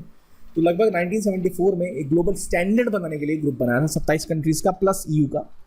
कहाँ पर है, BIS में, और इन्होंने एक पॉलिसी रिकमेंडेशन बनाई थी, कहते हैं बेसल अकॉर्ड्स। तो ये ऐसे नॉर्म्स है जो दिखाते हैं कि भाई बैंकों के पास कम से कम इतना अगर पैसा है तो इतना हेल्थ उनकी अच्छी है। तो बेसल 3 नॉर्म्स को एप्लीकाई हो जाना चाहिए था अभी तक, लेकिन उनको 1 साल के लिए डिले कर दिया कि कोरोना पैंडेमिक है, बैंकों के पास दुनिया भर में पैसे नहीं हैं। तो जो बेसल 3 अकाउंट थे, इन्होंने कहा कि कुछ नए रिफॉर्म्स लाने पड़ेंगे। स्पेसिफिकली जो 2008 का ग्लोबल फाइनेंशियल क्राइसिस आया था, जहां अमेरिका में बैंक्स तक गिर गए थे और जो पिग्स थी इकोनॉमीज, पोर्टुगल, आयरलैंड, ग्रीस और स्पेन, ये जो 4 देश थे, इनकी तो और व्यवस्था बहुत खराब हो गई थी अर्थव्यवस्था की। तो इसलिए कहा गया था कि और ज़्यादा टाइटनिंग ज़रूरत है रूल्स की। तो फिर बेसल कमेटी की नई रिकमेंडेशंस आई थी जिसको भी थोड़ा सा आगे कर दिया गया। तो इसमें मिनिमम कैपिटल जो है वो अराउंड 4.5% ऑफ कॉमन इक्विटी, और टायर 1 में एक leverage ratio of excess of 3% है, जो कि बेसल 3 में लाया गया था। मतलब बेसल 2 में अराउंड 4.5% था, बेसल 3 में 3% बढ़ा दिया गया था। लेकिन आरबीआई तो और ज़्यादा रखती है। तो मुझे पता है क्या आरबीआई रखती है और क्या बेसल 3 के नॉर्म्स हैं, क्योंकि आपने पढ़ा होगा ये, इसलिए मैं आपको पूछ रहा हूँ। ये बेसिक सी चीज़ें आपको भी तो पता होनी चाहिए। करंट अफेयर्स रिवाइज कर रहे हैं, इकोनॉमिक्स होपफुली आपने ये पढ़ लिया। बैंकिंग सेक्टर का इंपॉर्टेंट टॉपिक है ये। तो बेसल 3 नॉर्म्स के अंदर 2 लिक्विडिटी रेशियोज हैं, एक लिक्विडिटी कवरेज रेशियो, एक है नेट स्टेबल फंडिंग रेशियो। जो लिक्विडिटी कवरेज रेशियो है कि मतलब कितना आपका जो पैसा है वो हाईली लिक्विड एसेट्स में रखा गया है, कि मतलब अगर 30 दिन तक आपको बहुत समस्याएं चल रही हैं, आपके पास पैसे नहीं आ रहे, लोन वाले एनपीएस हुआ जा रहा है और आपको पैसे देने हैं अपने जो डिपॉजिटर्स हैं उनको, लाइबिलिटीज को पे करना है, तो कितना आपका हाईली लिक्विड एसेट है कि भाई आप निकाल के मैनेज कर सकते हो। और दूसरा नेट स्टेबल फंडिंग रेशियो, मतलब कितना स्टेबल फंडिंग आपके पास होना चाहिए कि 1 साल का एक्सटेंडेड अगर स्ट्रेस चला तो आप उसको मैनेज कर पाए। 2 तरह की बातें, इतनी टेक्निकलिटीज में अब प्रीलिम्स में शायद क्वेश्चन ना आए, लेकिन एक बेसिक आइडिया आपको रेट क्या होती है, इसका मतलब क्या होता है, ये पता होना चाहिए। तो यहीं पर इसी कॉन्सेप्ट में एक बफर बनाने की बात होती है, जो जैसे हमने बेसल नॉर्म्स की बात करी, तो वहाँ पर वो कोशिश करते हैं कि जितना रिस्क है, रिस्क के मुकाबले में इतना 9% या 11% आपका कैपिटल बैंक में होना चाहिए। तो मुझे बताइए क्या रेट अभी आरबीआई की चल रही है और क्या बेसल 3 के नॉर्म्स। तो जो कैपिटल जो कंजर्वेशन बफर है इसकी अभी हम बात कर रहे थे, तो ये वही है कि भाई कितना आपके पास एक अगर फाइनेंशियल स्ट्रेस आ जाए तो कितना आप मैनेज कर सकते हैं। तो अभी जो सीसीबी नॉर्म्स हैं, तो बैंक को कितना रखना है, 2.5% रिस्क वेटेड एसेट्स हैं और 9% जो कैपिटल एडवोकेसी रेशियो है। तो 9% तो पहले ही था, 2.5% और रखना है, मतलब 11.5% जो बताया गया था। उसमें भी जो सिस्टमेटिकली इंपॉर्टेंट बैंक्स हैं, कौन कौन से इंडिया के सिस्टमेटिकली इंपॉर्टेंट बैंक्स हैं डोमेस्टिकली, क्या उसमें एसबीआई आता है, क्या उसमें एचआईसी बैंक आता है, उनको और ज़्यादा नॉर्म्स बढ़ाने की बात है आरबीआई की। तो आरबीआई कोशिश करता है कि और ज़्यादा बैंकों की सेहत मजबूत रहे, ताकि अगर कोई आपदा आ जाए, कोई फाइनेंशियल डिस्ट्रेस आ जाए, तो इतना कैपिटल तो उनके पास रहे कि भाई बैंक आरबीआई को फिर बेल आउट ना करना पड़े उन्हें। तो इसी चक्कर में आरआरबी को समस्या होगी भाई कि उनके पास तो कैश ही नहीं था, उनको तो अब सारा पैसा कह रहे हो एग्रीकल्चर में देने के लिए, तो वहाँ से तो लोन की उगाही थोड़ी मुश्किल से होती है, तो उनको फिर आपको रीफाइनेंस करना पड़ रहा है। तो आरबीआई ने हाल में जो अपना काउंटर साइक्लिकल कैपिटल बफर्स की बात की थी कि भाई बैंकिंग सेक्टर को और ज़्यादा सख्त नियमों का पालन करना पड़ता था बेसल 3 नॉर्म्स के बराबर, तो इन्होंने बोला कि कुछ दिन अभी और टाल देते हैं क्योंकि और ज़्यादा लॉसेस लग रहे हैं, तो क्योंकि रिस्क बढ़ते जा रहे हैं, क्योंकि कोविड आ गया है, तो बैंकिंग सेक्टर्स को लेकर इन्होंने कहा कि भाई अभी कैपिटल को थोड़ा सा बफर हमने दे दिया है बैंकों को। फिर बात आती है निधि कंपनीज की। तो निधि कंपनीज वो कंपनीज होती हैं जो कि जैसे अपने जो मेंबर्स हैं उनको पैसे देती हैं, मतलब अपने कमेटी का नाम सुना होगा, कुछ लोग कमेटी चलाते हैं, कई लोग मिलके साथ आ गए और उन्होंने आपस में पैसे पूल किए और फिर एक व्यक्ति जिसको पैसे दे रहा था उसको दिया जाएगा और फिर कुछ समय बाद एक एक करके सबका नंबर आएगा, फिर व्यक्ति कुछ समय उसको वापस कर देगा। तो मतलब अगर 5 लोग हैं और आपको 10-10 हज़ार सभी लोग दे रहे हैं हर महीने, तो 50,000 एक महीने में बन गया। किसी को अचानक से 50,000 की जरूरत है तो उनसे बोरो कर सकता है, वो 50,000 रुपये लेगा और हर महीना 10-10 हज़ार देता रहेगा। वो तो 5 महीने में 50,000 दे रहा है और एक बार उसने 50,000 वहाँ से ले लिए, तो 5 महीने का पैसा उसको एक बार में पहले मिल गया, जिसको बाद में किस्तों के थ्रू चुका सकता है। तो कुछ जैसे कमिटीज चलती हैं वो लोकल लेवल की होगी, उसका ही बड़ा स्वरूप है निधि कंपनीज में। इस तरह एनबीएफसी कंपनीज होती है निधि कंपनीज। अब आरबीआई ने बोला है कि भाई आप जो डिपॉजिट एक्सेप्टेंस एक्टिविटीज लेते हैं उनमें आपको कुछ बेसिक प्रिंसिपल्स को फॉलो करना पड़ेगा। नॉर्मली निधि कंपनीज में 5 लाख से ही स्टार्ट हो जाती है कंपनी स्टैब्लिश करना, ताकि वो जो उनके मेंबर्स हैं उनको पैसे दे सकती है। तो ये शॉर्ट टर्म में इस तरह से आप छोटे मोटे जो सेविंग्स लोग करके एक जगह जमा रखते हैं फिर वहाँ से लोन ले सकते हैं, तो इसकी बात है, ये एक तरह से एनबीएफसीज है। तो सेंट्रल गवर्नमेंट ने प्रोविजंस रखे थे पहले निधि कंपनीज को लेके, फिर उसमें कुछ अमेंड किए गए और इसके लिए जो कंपनी है वो 2013 की जो कंपनीज एक्ट है उसके अंदर काम करना चाहिए। तो ये कौन रेगुलेट करता है निधि कंपनीज को, ये बड़ा इंपॉर्टेंट है। ये आरबीआई के अंदर रेगुलेशन में नहीं आती है, ये आती है मिनिस्ट्री ऑफ कॉर्पोरेट अफेयर्स के अंदर में। तो याद रखिए निधि कंपनीज कौन ऑपरेट करता है, एनबीएफसीज में सीआईसी क्या होती है, आरबीआई कितना चीज़ मेंटेन करता है, कितना रेगुलेट करता है, ये सब चीज़ आपको पता होनी चाहिए। यही जो पॉइंट्स हैं जो हाईलाइट करना हमारा काम है इन वीडियोस के थ्रू। अगेन एक लॉन्ग टर्म ट्रांजिशन लोन दिया गया है डिस्कॉम्स को, जो पावर कंपनीज है, ताकि जो कोविड-19 में जो उनको और ज़्यादा प्रॉब्लम्स आ रही हैं, फाइनेंशियल स्ट्रेस है, उससे डील करने के लिए। ऑलरेडी इंडिया की डिस्कॉम्स को लेकर कई स्कीम्स रन कर रही थी जैसे उदय, ताकि उनको और समस्या से निकाला जा सके, पर उतना सफलता प्राप्त नहीं हुआ उन स्कीम्स को। तो अभी इस बारे में ये जो फाइनेंशियल असिस्टेंस की बात की गई है, ताकि जो उनके पावर के जो ड्यूज है पावर प्रोड्यूसर्स को वो पे कर सकें। तो 2 हिस्सों में लोन दिया जाएगा 10 साल तक के लिए और 3 साल का मॉरिटोरियम इसमें दिया गया, मैक्सिमम 3 साल। अगली बात आती है स्मॉल फाइनेंस बैंक्स की। तो स्मॉल फाइनेंस बैंक पहली बात की भाई किस कमेटी ने बोला, क्यों फॉर्म हुए, तो नचिकेत मोड कमेटी ने बोला था। क्यों फॉर्म किए गए थे, ताकि फाइनेंशियल इंक्लूजन बढ़ाया जा सके। जो फार्मर्स हैं, स्मॉल इंडस्ट्रीज हैं, लेबर्स हैं, जो बड़े बैंकों तक नहीं पहुंच सकते, माइग्रेंट लेबर्स हैं, तो वो स्मॉल फाइनेंस बैंक के पास जाके अपना काम कर सकते हैं। ये एक डिफरेंशिएटेड बैंक्स होते हैं, यानी विशेष नीश बैंक होते हैं जो विशेष नीश कार्यों के लिए काम करते हैं। ठीक है, तो मिनिमम पेड अप कैपिटल इसके लिए चाहिए 100 करोड़ और इसके बाद ही स्मॉल बैंक ऑलमोस्ट 40% इनकी जो पेड अप इक्विटी है वो प्रमोटर्स के पास होनी चाहिए। तो ये बेसिक सी बात है what is small finance bank. और इनको भी अपना सीआरआर मेंटेन करना पड़ता है, सीआरआर मेंटेन करना पड़ता है और इनका 75% जो नेट बैंक क्रेडिट है वो पीएसएल में जाता है, यानी प्रायोरिटी सेक्टर लैंडिंग एरियाज में जाता है। आरबीआई डिसाइड करती है जो होता है। तो स्मॉल फाइनेंस बैंक समझ गए आप क्यों किया गया, किसने बनाया, कब कब किया और क्या चेंजेस में किए गए। फिर बात आती है roll over risk. Roll over risk मतलब ये होता है कि अगर आप एक ही लोन को बार बार, एक किसी ने लोन लिया 10 लाख का, अब उसको चुकाना है, उसके पास पैसे नहीं है, तो चुकाने के लिए एक और लोन ले लेगा। तो आप एक ही लोन को बार बार रीफाइनेंस करते हैं, छोटा फाइनेंस कर दिया आपने, तो उससे बार जो बोरोवर है उसको रोल ओवर रिस्क हो जाता है कि वो बार बार अपने डेट को रीफाइनेंस करता रहता है, एक कर्ज चुकाने के लिए और कर्ज ले लेगा। तो ये एक रोल ओवर रिस्क का कॉन्सेप्ट था जो आपको पता होना चाहिए। फिर बात आती है इमरजेंसी क्रेडिट लाइन स्कीम्स की। तो emergency credit line guarantee scheme असल में ये यूनियन गवर्नमेंट ने एक नया अप्रूवल दिया कि भाई जो एमएसएमईज हैं, मीडियम और स्मॉल एंटरप्राइजेज हैं, वो और जो मुद्रा के बोरोवर्स हैं, क्योंकि 2 साल से ऑलमोस्ट लॉकडाउन लगा हुआ है और जो इंडिया के एमएसएमईज हैं उनको बहुत ज़्यादा इकोनॉमिक डिस्ट्रेस देखना पड़ा। तो इस चक्कर में इन्होंने बोला कि भाई हम 3 लाख करोड़ की एडिशनल फंडिंग दे रहे हैं ताकि जो लोन्स हैं वो 4 साल तक के लिए दिए जाएंगे, जिसमें 1 साल का मॉरेटोरियम होगा। मॉरेटोरियम मतलब उसमें आपको इंटरेस्ट नहीं पे करना होता है। ये इसलिए किया गया क्योंकि जो भी एमएसएमईज हैं जिनका 25 करोड़ तक का आउटस्टैंडिंग क्रेडिट अमाउंट है या फिर जिनका एनुअल टर्नओवर 100 करोड़ से ज़्यादा है, वो इसके लिए एलिजिबल होंगे। 100 करोड़ तक है वो इसके लिए एलिजिबल होंगे, सॉरी, जिनका टर्नओवर 100 करोड़ तक है वो इसके लिए एलिजिबल होंगे। उसके लिए उनको 20% फ्रेश लोन्स दिया जाएगा जो ऑलरेडी उनका क्रेडिट है उसके ऊपर, ताकि वो अपने बिजनेस को और ज़्यादा, जो 2 साल में जो समस्याएं रही हैं और कुछ लोन आएगा तो अपने बिजनेस को फाइन ट्यून कर पाए, जो मार्केट में खोया है उसको दोबारा गेन कर पाए, क्योंकि लॉकडाउन में जो समस्याएं रही हैं वो हम सबने देखी हैं। तो जो गारंटी दी जाएगी वो national credit guarantee trustee company द्वारा दी जाएगी, जो 100% गारंटी देगा अगर बैंकों को लोन लॉस हो रहा है एमएसएमईज और मुद्रा बोरोवर्स, ठीक है। इसी तरह अगर हम देखें जो इंटरेस्ट रेट है वो बैंकों के लिए 9.5% है और एनबीएफसीज के लिए 14% की लिमिट डाली गई है। तो इससे फ़ायदा क्या होगा कि जो भी ऐसे लोग हैं जो, अगर मान लीजिए आप कोई कंपनी चला रहे हैं, लॉकडाउन में आपका बिजनेस रुक गया, पर आपको अगर 10 लाख रुपए और मिल जाए या 20 लाख रुपए और मिल जाए, तो वो जो 2 मशीनें आपकी बंद पड़ी थी या जो आपको एक 20 लाख आप लोन लेके और एक ऑर्डर पूरा कर सकते हैं, उससे फिर आपका कुछ जो पैसा बचा वो आ जाएगा, तो आपकी फिर बिजनेस रन करने लग जाएगा। तो वो जो ग्लिचेस रह जाती हैं कुछ कंपनीज को, उस जो कोरोना की वजह से हुआ है, लॉकडाउन की वजह से हुआ है, उसकी पूर्ति के लिए बहुत इंपॉर्टेंट है। और यही कोशिश यहाँ की गई है कि क्रेडिट दिया जा सके लो कॉस्ट पे, ताकि वो एमएसएमईज या जो छोटे हथकरघा के उद्योग वाले हैं या ऐसी स्मॉल कंपनीज हैं या मुद्रा बोरोवर्स हैं, वो दोबारा अपने आप पे रीस्टार्ट कर पाए अपने बिजनेस को। तो हमने इंटरेस्ट रेट देख लिया, कौन एलिजिबल है ये देख लिया, क्यों किया गया ये भी देख लिया, और किसके लिए किया गया ये भी आपको पता होना चाहिए, जो मैंने मेंशन आपको कर दिया है। अब बात है एचएफसीज की। एचएफसी मतलब हाउसिंग फाइनेंस कंपनीज। तो आरबीआई ने भाई इनके लिए नॉर्म्स थोड़े तेज कर दिए हैं कंपनीज एक्ट के तहत,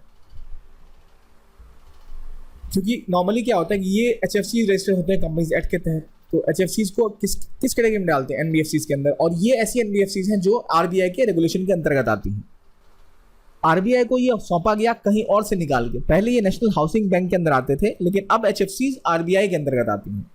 तो एचएफसी के लिए क्वालिफाई करने के लिए आपका जो 50% नेट एसेट है वो रियल एस्टेट की लैंडिंग में लगना चाहिए, या फिर 75% से ज़्यादा आपको प्राइवेट लोन्स में आपने दिया होना चाहिए हाउसिंग सेक्टर्स में। तो आरबीआई ने कहा कि भाई कुछ अब एचएफसीज जो है वो सिस्टमेटिकली इंपॉर्टेंट है और कुछ नॉन सिस्टमेटिकली इंपॉर्टेंट है, जो इन्होंने बैंक्स के साथ किया, जो इंश्योरेंस कंपनीज के साथ हो रहा है। तो जो ऐसी कंपनीज हैं जिनका जो नेट डिपॉजिट एसेट साइड वो 500 करोड़ से ज़्यादा का है, वो systematically important housing finance companies कहलाएंगे। जिनका 500 करोड़ से कम एसेट साइज है उनको आप नॉन सिस्टमेटिकली इंपॉर्टेंट एचएफसी का दर्जा देंगे। तो इन्होंने कहा है कि जो अब मिनिमम नेट ओन्ड फंड है हाउसिंग फाइनेंस कंपनी का वो 20 करोड़ होना चाहिए, उससे कम नहीं, उससे ऊपर होगा तभी बात करेंगे। तो एचएफसी या तो ग्रुप कंपनी से लैंड कर सकती है किसी रियल एस्टेट की, या फिर एक किसी रिटेल इंडिविजुअल होम बायर को इन्वेस्ट कर सकती है, लेकिन एक ही साथ दोनों जगह नहीं कर सकते। कि मतलब आप किसी हाउसिंग कंपनी में, हाउसिंग फाइनेंस कंपनीज में जाके कहीं से लोन ले रहे हैं, या फिर कहीं आप घर खरीदने जा रहे हैं। अब एक ही कंपनी ने, एक ही हाउसिंग फाइनेंस कंपनी ने जिस बिल्डर से आप घर खरीद रहे हैं उसको भी लोन दिया हुआ है और वो आपको भी लोन दे रहा है, तो आपको नहीं लगता कि भाई उसको बहुत फायदा हो रहा है? फाइनेंस कंपनी है वो दोनों जगह लोन दे रही है, ये इस पर रोक लगाई गई है। ये कॉन्सेप्ट है हाउसिंग फाइनेंस कंपनीज का। तो याद रखिए ये नेशनल बैंकिंग हाउसिंग के अंदर नहीं आता, ये अब आरबीआई के अंदर आता है हाउसिंग फाइनेंस कंपनीज का जो मैनेजमेंट है वो। ठीक है, चलिए आगे बढ़ते हैं। इसी में कॉन्सेप्ट है रेजिडेक्स का। तो हमने हाउसिंग की बात करी, आपको घर लेना है तो आप कंपेयर कैसे करेंगे, कहाँ पे सही रेट चल रही है, कहाँ सही चीज़ है। 2007 में इसको लेके नेशनल हाउसिंग बैंक ने 26 शहरों को लेकर एक इंडेक्स बनाया था जो दिखाता है कि आप प्राइसेस में चेंजेस चल रहे हैं, ताकि आप चेक कर सकें अच्छा ये प्राइस अभी मार्केट में चल रही है तो मैं इससे कम में तो नहीं बेचूंगा, इससे ज़्यादा मैं नहीं खरीदूंगा। तो ये मार्केट प्राइस असेसमेंट प्राइस के हिसाब से सेट होता है। यह है रेजिडेक्स यानी रेजिडेंशियल इंडेक्स। अब ये 26 से 50 सिटीज तक हो गया है और इसका जो बेस ईयर है पहले 2007 हुआ करता था, अब इसको बढ़ा के 2012-13 कर दिया, ताकि आपको रियल टाइम में और अंदाजा लग सके अच्छा इतने टाइम में कितना रेट बढ़ा होगा या घटा होगा, या क्या इंडेक्स है किस शहर का, क्या हाउसिंग का क्या रेट चल रहा है। ये है नेशनल हाउसिंग बैंक के द्वारा किया गया, राइट। और ये इंडेक्स के बाद अगला पॉइंट है सुपरवाइजरी और रेगुलेटरी कैडर के बारे में, SSRC। यानी आरबीआई ने 35% जो रिक्रूटमेंट है जो SSRC है वो मार्केट से करेगी और 65% बाकी वो इंटरनल प्रमोशंस के थ्रू करेगी। तो ये असल में एक ऑफिसर्स होंगे ग्रेड बी लेवल के जो एग्जीक्यूटिव डायरेक्टर लेवल तक होंगे, जो चेक करेंगे रेगुलेशन कैसा चल रहा है या जो सुपरवाइज करेंगे रेगुलेटरी एटमॉस्फेयर को इंडिया का आरबीआई के अंतर्गत। तो ये इनके रिक्रूटमेंट का सिस्टम है जो 35% मार्केट से वो रिक्रूट करेंगे, भर्ती करेंगे और बाकी 65% प्रमोशंस के थ्रू आएंगे। तो 2019 में आरबीआई ने बोला था कि वो अपना रेगुलेशन और सुपरविजन डिपार्टमेंट को रिन्यू करेगी, कुछ चेंजेस लाएगी। इसमें 3 जो रेगुलेटरी डिपार्टमेंट थे बैंकिंग के, नॉन बैंकिंग कोऑपरेटिव्स के, उनको एक साथ लाया गया और तीनों सुपरवाइजरी डिपार्टमेंट को भी एक साथ ले आया गया है। तो अब एक ही सुपरवाइजरी डिपार्टमेंट होगा जो बाकी बैंकों को, एनबीएफसीज को, कोऑपरेटिव बैंक्स का सुपरविजन देखेगा कि वो कैसे काम कर रहे हैं, क्या चेंजेस, क्या प्रॉब्लम्स आ रही हैं, क्या हो सकता है। तो ताकि वो ज़्यादा इंटीग्रेटेड अप्रोच आरबीआई अपनाना चाह रही है, तो उसी को लेकर ये बात चली थी कि वो उसमें अपना फेर बदल कर दिया, कितने लोग बाहर से रिक्रूट करेंगे मार्केट से और कितना वो जो ऑलरेडी है उनको प्रमोट करके सेक्टर में डाला जाएगा। अब बताती है पीके मोहंती कमेटी। तो आरबीआई ने 5 लोगों की एक वर्किंग ग्रुप बैठाया था ताकि जो ऑलरेडी इंडिया का जो इंडियन प्राइवेट सेक्टर बैंक्स हैं उनका जो कॉर्पोरेट स्ट्रक्चर है, कौन से बोर्ड मेंबर्स हैं, कैसे वो रन हो रहे हैं और क्या ओनरशिप गाइडलाइन है, कैसा होना चाहिए, कौन डायरेक्टर नहीं हो सकता है, कितने डायरेक्टर हो सकते हैं। तो जो आरबीआई के सेंट्रल बोर्ड डायरेक्टर थे पीके मोहंती वो इसको लीड करेंगे और ये इन्होंने रिकमेंड अपनी 30 सितंबर 2020 तक सबमिट करी है। क्यों हुआ था भाई? येस बैंक में बवाल हुआ, हमने देखा। एक्सिस बैंक के साथ कुछ प्रॉब्लम्स चल रही थी और आईसीआईसीआई बैंक के साथ भी कुछ प्रॉब्लम्स चली थी। तो प्राइवेट सेक्टर बैंकों की मैनेजमेंट को लेकर काफ़ी कुछ सवाल उठ रहे थे, तो इसलिए ये कमेटी सेटअप की गई थी। इसी की तरह से अब एक बात है way and means advance scheme. तो डब्ल्यूओ में एक तरीका होता है जो आपने शायद बेसिक इकोनॉमिक्स में पढ़ा हो, अपने जब कंटेंट पढ़ रहे हो, अपना बेसिक जब आप बुक लिस्ट पढ़ रहे हो। तो वेज एंड मीन्स क्या होते हैं? तो वेज एंड मीन्स असल में एक एडवांस मेजर्स होते हैं जिसके तहत जो गवर्नमेंट का रिसीट और पेमेंट में प्रॉब्लम आ गई होती है कि भाई इतना पैसा है, इतना खर्चा है, तो आरबीआई थोड़ा सा टेम्पररी लोन सरकार को देती थी कि भाई ठीक है आप इतना पैसा ले लो, लोन बाद में हमें चुका देना। तो ये इमीडिएट कैश मिल जाता है आरबीआई से, सरकार को मिलता था कि अगर उनको कुछ काम करना है तो वो कर सकते हैं। लेकिन 90 दिन के अंदर इनको ये पैसा वापस आरबीआई को पे करना होता था और इंटरेस्ट रेपो रेट पे मिल जाता था। तो सरकार को भी बड़ा फायदा है कि भाई कुछ पैसे की कमी आ रही है, आरबीआई से पैसे ले लो और 90 दिन में चुका देंगे कम इंटरेस्ट रेट पे। तो अब हाल में गवर्नमेंट ने बोला कि हम जो ये लिमिट है आरबीआई की इसको बढ़ा रहे हैं 60% से ज़्यादा। तो इसकी लिमिट हुआ करती थी 75,000 करोड़ की लिमिट हुआ करती थी, इतना ही आप ले सकते हो। तो अब गवर्नमेंट को लग रहा है कि भाई हमारे पास एक तो टैक्स कमा रहे हैं, कोविड चल रहा है, खर्चे बढ़ गए हैं, तो इन्होंने कहा कि भाई नहीं हमको ज़्यादा पैसे की जरूरत होगी। तो इन्होंने अपना जो लिमिट है वो 75,000 करोड़ से बढ़ा के 1,20,000 करोड़ कर दिया है ताकि जो मिस मैचेस को पूरा कर पाए। तो वेज एंड मीन्स एडवांस क्यों होते हैं, क्या होते हैं, ये आपको आइडिया लग गया हो। तो